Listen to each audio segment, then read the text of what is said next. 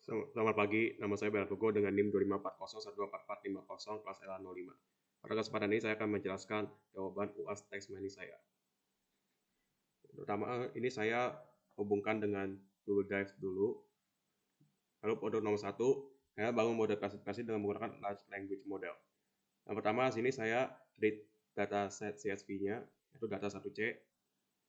Lalu saya lakukan pre-processing. Di sini saya remove tanda-tanda baca, ada .amp, .gt, dan gt, dan lt, dan ge, dan le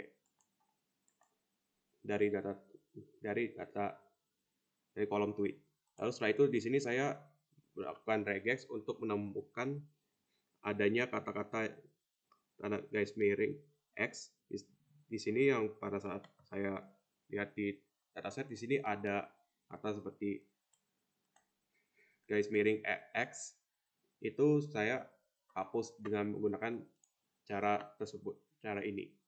Jadi jika ditemukan ada untuk match di sini untuk selama ini match ini saya untuk sebagai pattern untuk menemukan semua pola-pola pada data pada kolom clean tweet. Lalu di sini jika ada yang match atau yang cocok ditemukan, maka kalau karakter yang ditemukan itu adalah karakter, maka masukkan karakternya ke dalam dictionary, lalu dengan regex yaitu garis miring x. Lalu jika karakter yang ditemukan bukan alfabet, maka ditulisnya kosong. Lalu setelah itu hasil dari dictionary yang dimasukkan itu di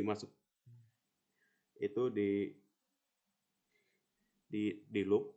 Lalu setelah itu pada saat masukkan ke clean tweet itu pertama di replace dulu dengan variabel j dan p dari item pada dictionary, pada array dictionary.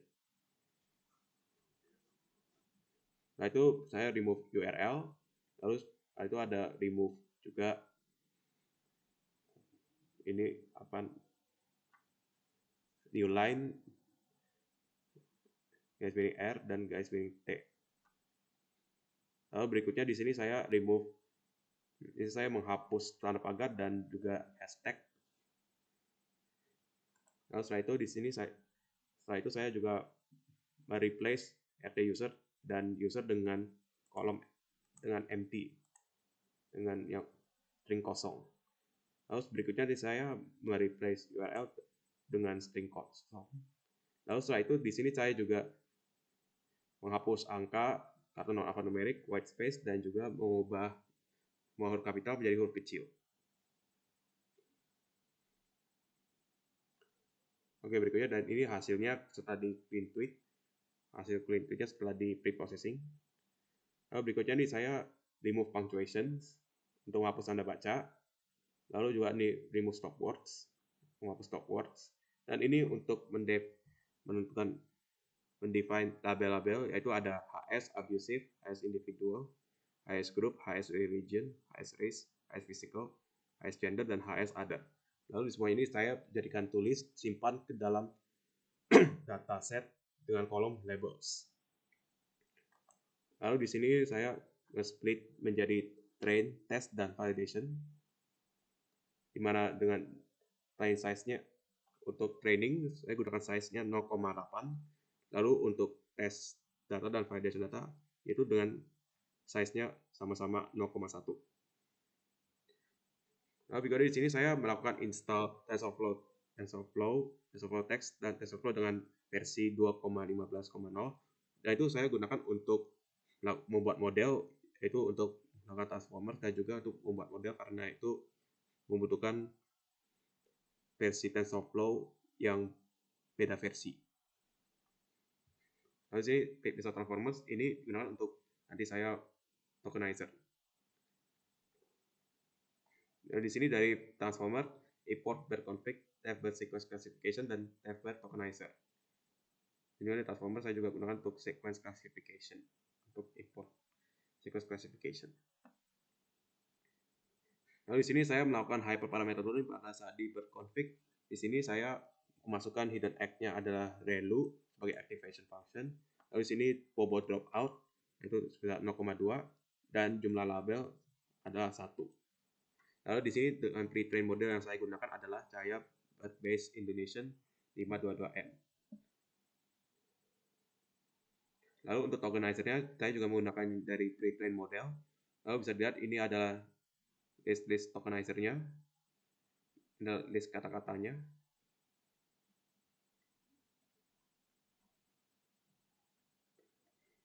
Dimana di sini bisa dilihat ada bisa dilihat di sini vocabulary list-nya.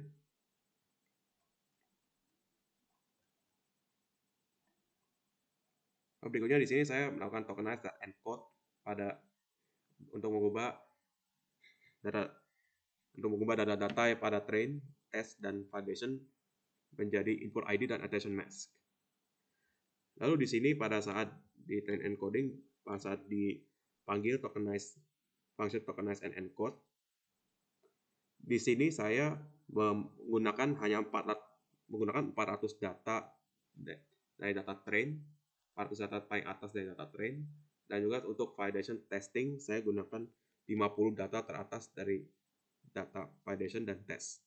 Ini bertujuan agar supaya nanti modelnya berjalannya tidak lama dan tidak terjadi disconnection. Lalu begitu juga untuk pada train label, validation labels, dan test label. Ini saya juga gunakan untuk train 400 data dan juga validation test 50 data. Lalu di sini untuk membuat model sequence classification-nya. Lalu sini saya compile dengan optimizer Adam, loss categorical cross entropy, dan matrix akurasi. Sebelumnya itu saya mengecek shape dari line encoding, test encoding itu untuk memastikan apakah sudah konsisten pada saat sebelum dilakukan training. Nah, karena ini bisa dilihat karena ini ukurannya sudah pas untuk ibu ID dan attention mask-nya sudah pas, sudah sesuai, dan juga untuk train labels-nya ini sini udah ada 9 kolomnya, ada 9 yaitu yang label-label yang saya define tadi. Begitu juga untuk testing ini sudah ukurannya sudah sesuai. Lalu di sini saya melakukan adjust train untuk menyesuaikan train, test, dan validation input IDs dan attention mask dengan panjang dari label mereka masing-masing. Lalu di sini saya mengecek apakah shape dari input ID dan attention mask dari training itu sudah pas atau belum. Nah, karena ini sudah pas, nah ini juga berguna juga untuk konsisten sebelum training. Karena ini itu sudah pas, begitu juga otomatis validation dan test sudah pas juga. Lalu di sini saya gunakan config dan functions eagerly ini untuk sebenarnya pada saat di train agar supaya tidak bisa menunjukkan masalah pada saat model training. Lalu di sini saya gunakan batch size sebesar 4. Lalu di sini saya menggunakan TF dataset from tensor to slice. Ini untuk mengambil. Nah, ini saya gunakan ini untuk slice input ID untuk menyesuaikan input ID attention mask dengan jumlah train label dan juga menyesuaikan dengan batch size. Nah, bisa dilihat di sini penjelasannya untuk parameter tuning menggunakan 3 parameter, ada hidden egg, bukan activation, bobo dropout, dan juga jumlah label. Dan ini juga saya parameter tuning ini bertujuan untuk mendapatkan hasil yang lebih baik dari model. Lalu untuk pre-train model ini saya menggunakan pre-train model yang saya tadi bilang. Itu karena model tersebut itu model BERT yang telah dilatih sebelumnya untuk dataset bahasa Indonesia untuk keperluan mass language modeling. Nah, setelah itu model itu punya kelebihan kemampuannya itu bisa mempelajari kata-kata bahasa Indonesia dengan baik sehingga bisa efektif dalam mengolah dan memahami teks bahasa Indonesia. Begitu juga pada saat buat model, karena penelitian tersebut tuh sesuai dengan yang dimaksud. Pada saat membuat model itu saya juga menggunakan penelitian model yang sama, karena juga tokenizer-nya itu saya juga menggunakan itu penelitian model yang sama juga. Lalu setelah itu pada bagian B, di sini saya melakukan training pada model dengan jumlah EPO 10. Lalu bisa dilihat di sini dari hasil trainingnya itu pada EPO terakhir, pada EPO awal itu ada dapatkan nilai segini 0,615 untuk akurasi training. Lalu begitu juga untuk yang di EPO yang terakhir itu sama juga nilainya. Nah, ini menunjukkan itu berarti bahwa model mengalami overfitting dengan nilai akurasi yang cukup baik pada training, tapi pada validation itu kurang. Bisa dilihat pada validation akurasi itu tetap 0,5 atau 50%. Kalau yang akurasi training itu yang akhir sebesar 61,5%. Berikutnya di sini saya melakukan evaluation pada model atau testing. Di sini bisa dilihat test loss-nya itu bernilai sekian 0,00 dengan nilai dengan kali 10 pangkat minus 8. Lalu untuk tes akurasinya bisa dilihat itu bisa 0,62. Nah, pada saat testing ini itu menunjukkan kalau juga itu modelnya itu bisa belajar dengan baik pada saat testing daripada training. Maka itu modelnya itu memiliki yang bisa dijelaskan bahwa itu modelnya itu melakukan performa yang baik pada saat testing daripada training. Meskipun skornya beda-beda sedikit. Lalu di sini saya untuk menunjukkan precision score, recall score, dan F1 score. Di sini saya melakukan prediction terlebih dahulu. Lalu di sini jika test label dimensionnya itu lebih dari 1, maka saya NP argmax dengan X1 untuk menyesuaikan dengan prediction-nya. Lalu di sini tunjukkan precision, recall, dan F1 score. Bisa dilihat hasil precision, recall, dan F1 score-nya itu sebesar 0,82. Nah, bisa dilihat dari hasil tes akurasi, precision recall, F1 score, itu Model bisa memiliki performa atau kinerja klasifikasi yang cukup baik pada saat testing. Karena nilai akurasi yang dihasilkan itu lumayan besar. Begitu juga precision recall dan F1 score-nya. Dan nilai loss-nya itu sangat kecil. Itu menunjukkan performa model yang baik dalam melakukan klasifikasi. Nah, berikutnya nomor 2. Pada bagian A di sini adalah lakukan pengompokan dengan menggunakan pendekatan clustering. Di sini pertama dari dataset dulu, lalu setelah itu lakukan pre-processing, dan juga cara hampir sama seperti nomor 1. Di sini yang paling penting juga ini ada remove hashtag sama tanda pagar. Lalu setelah itu ada juga remove punctuation dan juga remove stopwords. Lalu di sini untuk factorizer saya menggunakan TF-IDF. Lalu setelah itu di feed transfer dengan dataset pada kolom queen tweet yang sudah dibersihkan. Lalu di sini untuk mengetahui silhouette score dan juga cluster dan silhouette score-nya, di sini saya menggunakan K-means. Lalu bisa dilihat di sini ini adalah cluster dan juga silhouette score dari setiap cluster.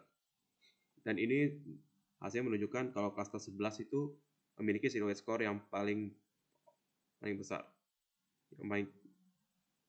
yang paling baik. Dan itu menunjukkan kalau cluster 11 itu cluster yang paling optimal.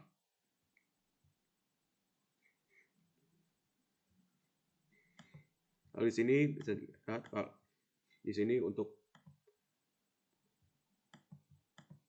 Untuk COS score yang maksimal itu ada sebesar sekian pada cluster 11. Dan juga cluster yang optimal itu ada di cluster K11 atau K11. Nah, berikutnya di sini saya melakukan visualisasi untuk melihat COS score dan juga clusternya. Di sini bisa dilihat dari grafiknya, itu terjadi peningkatan semenjak bertambahnya cluster, sejak naiknya cluster.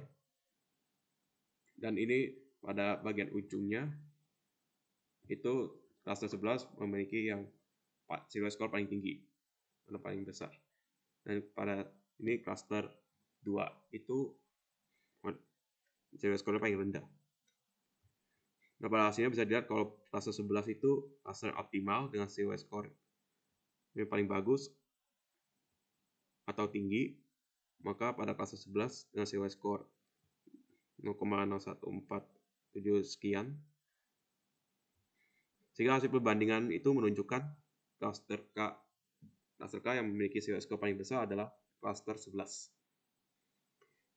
Serta juga pada gambar grafik itu jadi kenaikan COS score.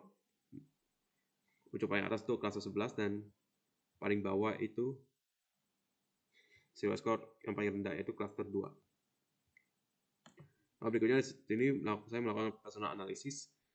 Di sini untuk saya tambahkan pada dataset, saya tambahkan kolom cluster dengan menggunakan k-means lalu di fit predict dengan factorization weight yang sudah difactorize.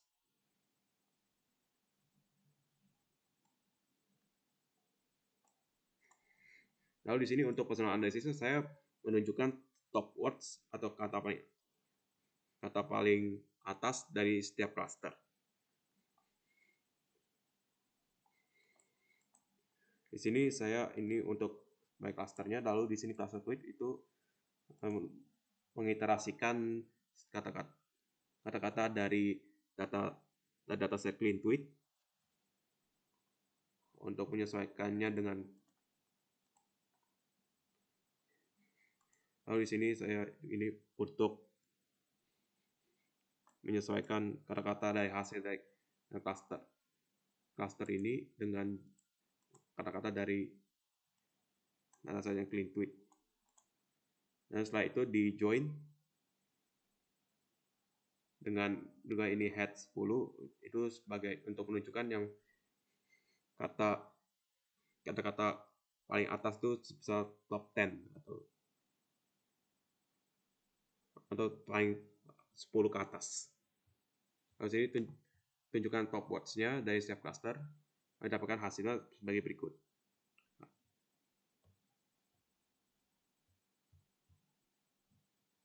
Di mana ini dari range itu dari setiap cluster dengan jumlah itu adalah 12, ada 11 cluster.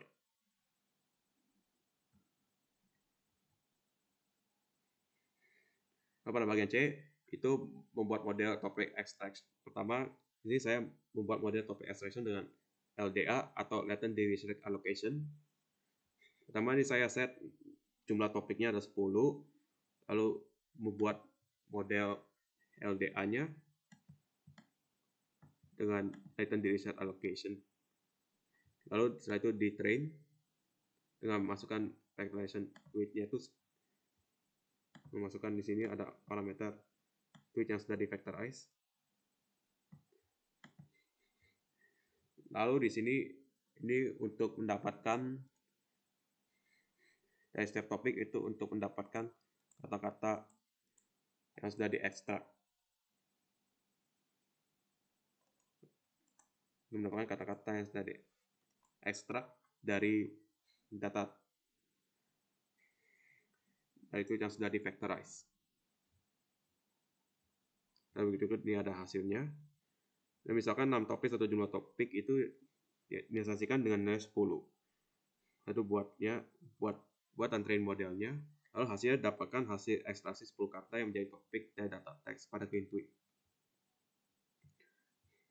Ya, jika dibandingkan dengan hasil clustering dengan k-means, kita dilihat kalau COS score setiap cluster yang dihasilkan pada clustering itu menunjukkan nilai kesamaan teks pada data teks. Kata-kata pada topik extraction itu memiliki kesamaan yang akan berhubungan menjadi satu topik dan menunjukkan kata-kata yang penting dari data teks. Untuk bagian D, lakukan personal analysis untuk topik yang diperoleh, bandingkan apa yang diperoleh dari pendengaran clustering dan topik extraction. Pertama di sini saya masukkan words ini sebagai dictionary yang empty untuk nanti masukkan hasil dari top words-nya. Caranya sama seperti yang sebelumnya. Di sini fact.get features name out itu untuk mendapatkan kata-kata yang penting, yang paling atas, paling penting dari data teksnya itu.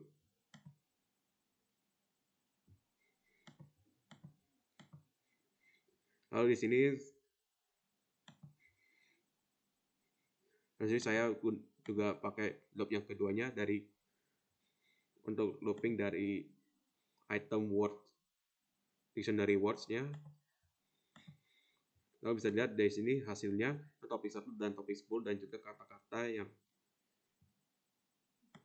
top dan juga kata-kata topnya.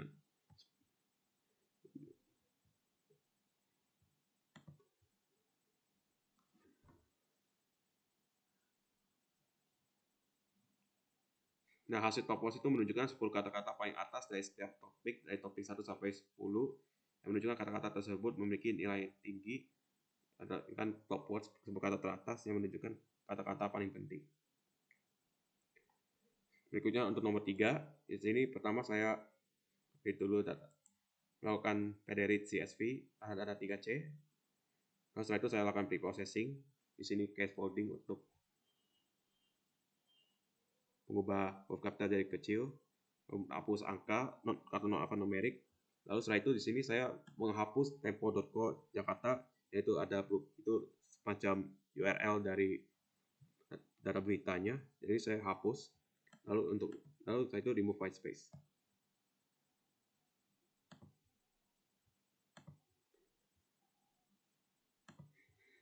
Setelah itu di sini saya melakukan remove punctuation juga dan remove stop word. Lalu untuk yang nomor 3 di sini saya install Rook terlebih dahulu dan juga Rook Score. Lalu di sini adalah library yang saya gunakan nanti untuk lakukan summarization dan juga menghitung Rook Score. Pertama-tama di sini saya membuat function untuk mengekstrak summarization. Di sini dengan factorizer saya gunakan count factorizer. Lalu setelah itu di sini score ini adalah nanti yang jadi score untuk Rook Score. Lalu setelah ini top sentences-nya ini adalah hasil dari extraction-nya dengan kalimat-kalimat yang paling atas, yang teratas. Nah, itu di join, top sentence-nya di join.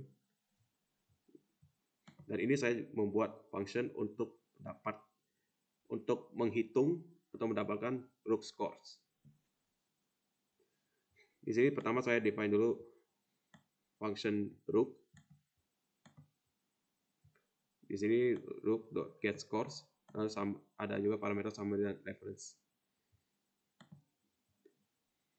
Di sini saya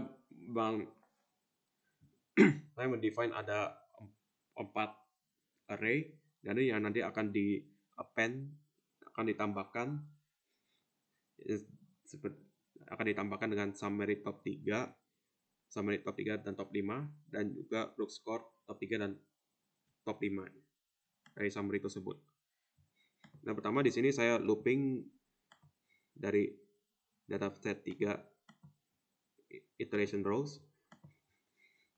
Di sini saya melakukan extract summary. Di sini dilakukan extract summarization.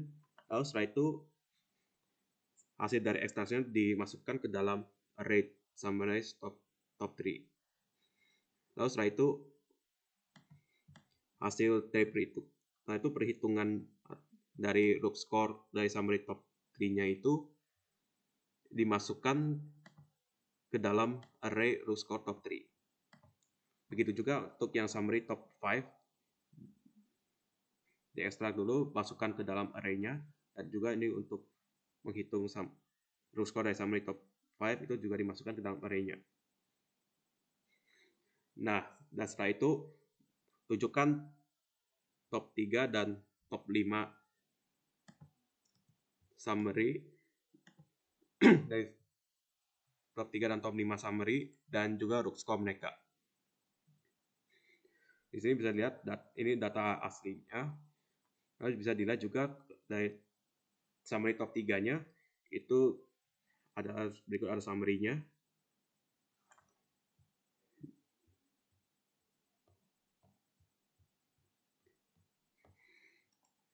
Dengan ini juga ada root score-nya. Dengan ini R adalah ada root 1, root 2 dan root L.